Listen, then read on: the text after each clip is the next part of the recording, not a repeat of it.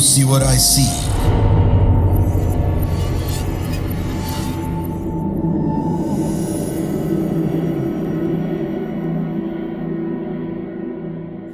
Halo warga kampung Sekawadi, kembali lagi ke saya, Naufal.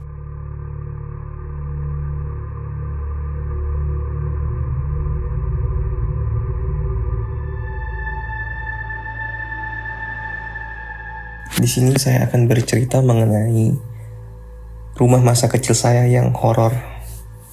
Jadi pada awalnya rumah saya ini merupakan pondokan begitu, jadi pondok dari kayu ya. Dan juga di depan itu ada pohon mangga besar sekali. Ada 2 pohon mangga di depan rumah saya. Jadi setelah beberapa bulan kami pindah di situ, kami memutuskan untuk merenovasi rumah itu dari yang kayu jadi batu bata. Dan kedua pohon besar, mangga besar itu kami tebang. Karena apa? Karena yang kami percaya sebagai sumber vibes horror itu muncul ya. Jadi kayak udah rumah kayu terus pohon besar itu kan horror ya. Jadi kami berusaha menghilangkan itu. Tetapi itu ternyata memiliki dampak buruk ke kehidupan kami di rumah baru itu, yang mana banyak sekali gangguan-gangguan dari makhluk-makhluk gaib yang ada di situ. Yang salah satunya yang ingin saya ceritakan sekarang itu adalah satu sosok perempuan seperti Kunti ya, yang mana sering mengganggu kami di rumah itu. Yang pertama kali saya dapati itu ketika saya masih kelas 6 SD dan sedang belajar UN, ujian nasional. Nah, di situ saya meminta bantuan ke tetangga di depan rumah untuk membantu belajar. Jadi di ruang tamu itu posisinya kami berdua, tetangga saya di sofa dan saya di lantai lesehan karena sedang belajar sayanya. Dan tetangga saya ini pun dari awalnya banyak bicara, makin lama itu makin diam. Nah, saya heran kan, kenapa ini kakak? Kenapa kak? Saya tanya, kenapa kak? Enggak apa-apa, lanjut belajar aja. Nah, tetapi sewaktu itu kemudian dia itu tiba-tiba teriak gitu, kayak orang kaget itu, astagfirullahaladzim. Nah, saya tanya lah, kenapa kak, kenapa? Itu. Apa gitu. Saya heran kan, kenapa kakak ini tiba-tiba berdiri kayak orang ketakutan gitu loh. Itu tadi ada perempuan duduk di sebelahku. Loh, gak ada kak, ini kita cuma berdua loh. Iya, sumpah tadi ada cewek duduk. Tiba-tiba bajunya putih begitu, rambutnya panjang. Jadi kaget kakak katanya gitu. Wah, di situ saya sudah merinding gitu. Ya udah kak, belajarnya sampai sini aja, pulang aja, lanjut besok atau kapan aja gitu. Akhirnya pulang lah. Tetangga saya itu akhirnya belajar tinggal saya sendiri begitu. Dan gak berani lah di ruang tamu itu. Sejak itu saya tidak berani lagi belajar di ruang tamu itu ya, karena masih terbayang sosok Kunti itu. Nah, lanjut lagi, anggota keluarga saya yang lain juga ternyata diteror begitu, ditampakin.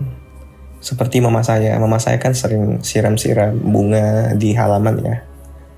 Nah, ternyata beberapa di suatu hari itu mama saya kan sedang nyisiram bunga. Di ekor matanya itu, di sudut pagar itu ternyata ada yang berdiri. Jadi kaget mama saya kan. Itu cewek baju putih, seperti biasa baju putih, rambutnya panjang terurai. Nah, mama saya kaget, itu siapa?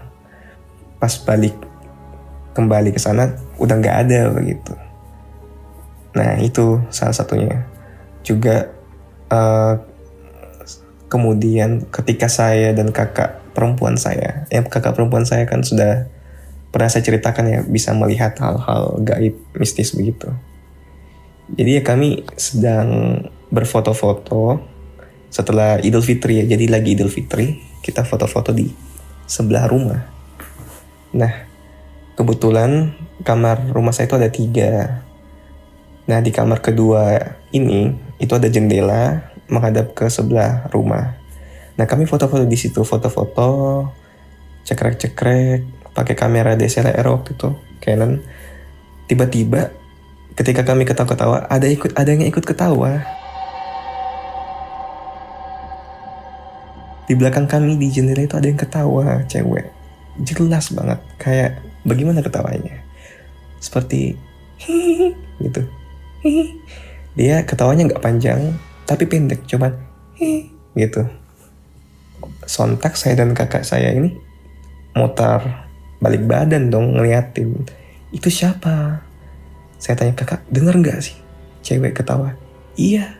Lari. Akhirnya kami lari lah. Jadi memang sosok itu sering nampak begitu. Dan anehnya lagi, ini yang paling jelas menurut saya yang saya rasakan. Kalian percaya nggak sih kalau saat puasa, bulan puasa ya, setan-setan itu dirantai? Kalau saya masih kurang percaya, karena apa? Karena saya mengalami sendiri ketika selesai sholat tarawih. Itu kan saya jalan pulang ya dari masjid ke rumah saya. Nah, jadi saya pulang dari pagar belakang, yang dimana pagar belakang itu kalau sudah selesai sholat itu saya disuruh untuk kunci kembali di rantai begitu. Nah, saya mau kunci itu, pagar belakang saya mau kunci. Lah kok tiba-tiba ada suara kunti itu. Suaranya jelas banget, di kuping saya jelas banget. Dia ketawanya panjang gitu, kayak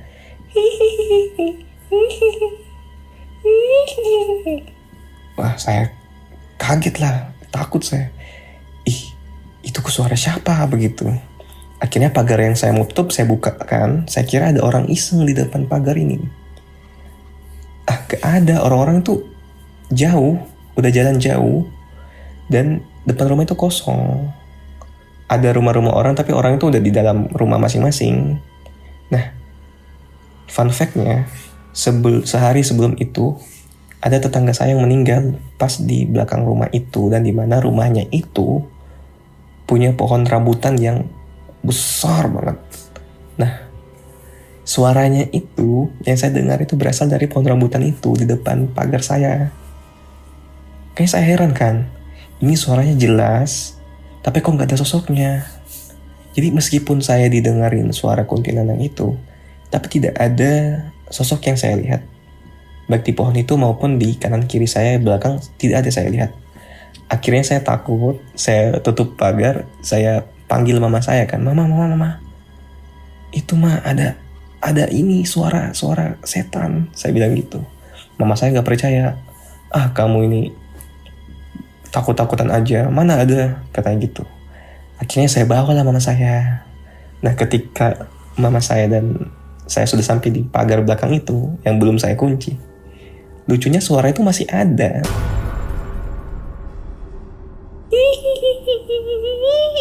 Malah makin keras, makin kencang. Saya terdiam di situ. Mama saya terdiam.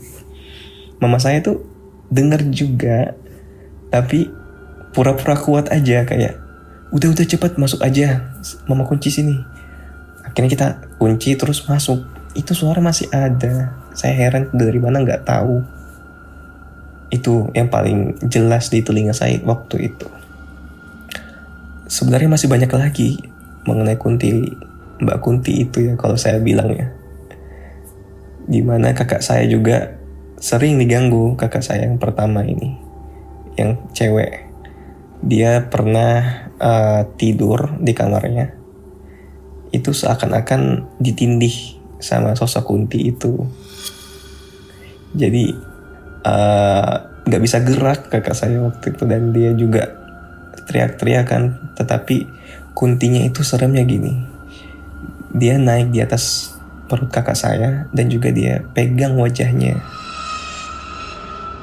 Jadi gimana sih kalau kalian lagi rebahan terus ditindih sama Kunti terus dipegang wajahnya gitu, gimana? Dia takut banget, kakak saya itu takut banget. Langsung lari masuk ke kamar mama saya.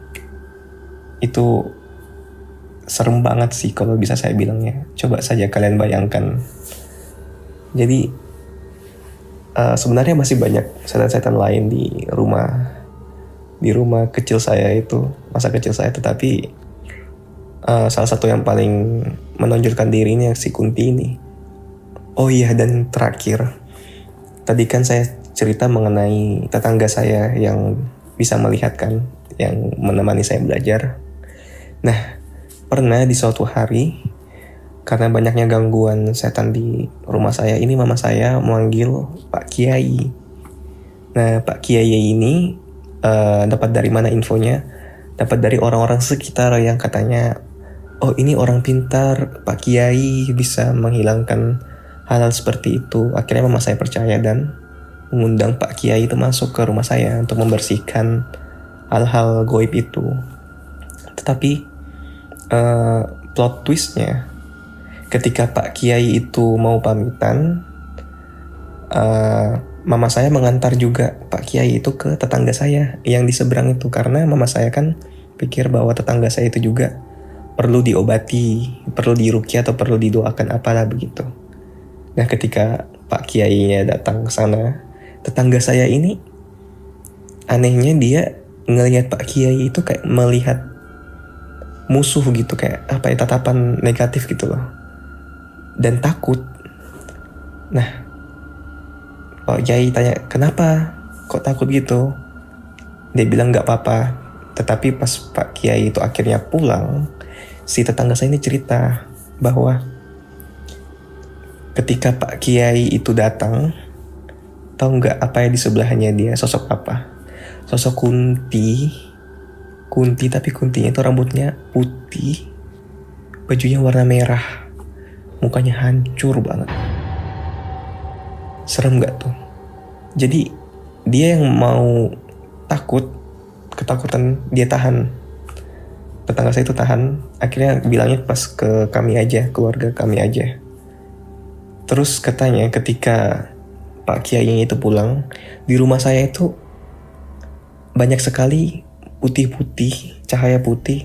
Ada juga sosok kuntilanak gitu yang lucunya mereka itu apa ya, sangat banyak di rumah saya begitu. Itu mengikuti Pak Kiai tadi pulang, ke jalan pulang begitu. Jadi satu persatu turun mengikuti Pak Kiai itu. Jadi intinya Pak Kiai itu ternyata bukan ustadz ya, lebih ke dukun, karena banyak sekali makhluk gaib yang mengikuti dia. Jadi salah satunya pun Kunti yang di rumah saya itu nggak tahu ya. Tetapi setelah ustadz itu datang, Kuntinya itu masih belum hilang, masih ada di situ, masih sering nampakin diri, ganggu orang rumah kami. Jadi memang sangat aneh sekali ya peristiwa-peristiwa yang terjadi di rumah saya itu. Jadi mungkin ini saja dulu. Saya pamit undur diri. Bye-bye.